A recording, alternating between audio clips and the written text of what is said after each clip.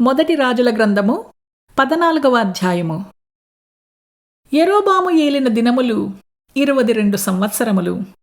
అతడు తన పితరులతో కూడా నిద్రించగా అతనికి మారుగా అతని కుమారుడైన నాదాబు రాజాయెను. యూదా దేశమందు సొలొమోను కుమారుడైన రెహబాము ఏలుచుండెను. రెహబాము 41 సంవత్సరముల వాడైనప్పుడు ఏలనారంభించెను.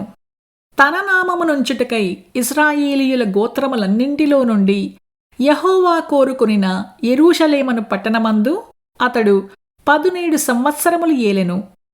అతని తల్లి అమ్మోనీయురాలు, ఆమె పేరు నయమా. యూదావారు యెహోవా దృష్టికి కీడు చేసి తమ పితరులు చేసిన దానినంతటినీ మించునట్లుగా పాపము చేయుచూ ఆయనకు రోషము పుట్టించిరి.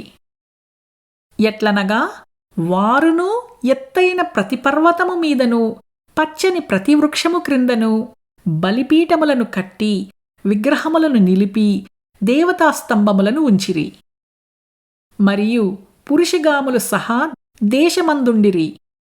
ఇశ్రాయేలీయుల ఎదుట నిలువకుండా యెహోవా వెళ్ళగొట్టిన జనులు చేయు హేయక్రియల ప్రకారముగా యూదావారును చేయుచూ వచ్చిరి.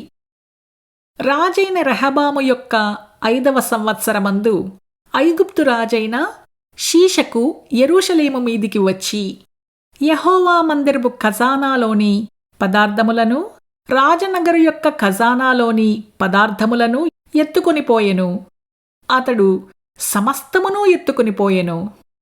సొలొమోను చేయించిన బంగారపు డాళ్లను అతడు ఎత్తుకొనిపోయెను.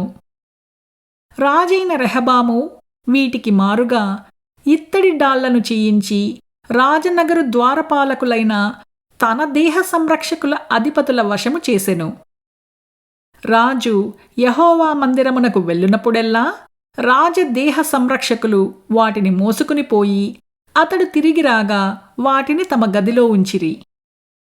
రెహబాము చేసిన ఇతర కార్యములను గూర్చియు అతడు చేసిన వాటన్నిటిని గూర్చియు యూదారాజుల యొక్క వృత్తాంతముల గ్రంథమందు వ్రాయబడియున్నది.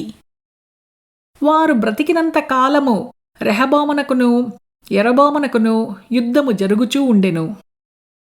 రెహబాము తన పితరులతో కూడా నిద్రించి దావీదుపురమందున్న తమ పితరుల సమాధిలో పాతిపెట్టబడెను. అతని తల్లి నయమాయను ఒక అమ్మోనీయురాలు. అతని కుమారుడైన అబియాము అతనికి మారుగా రాజాయెను.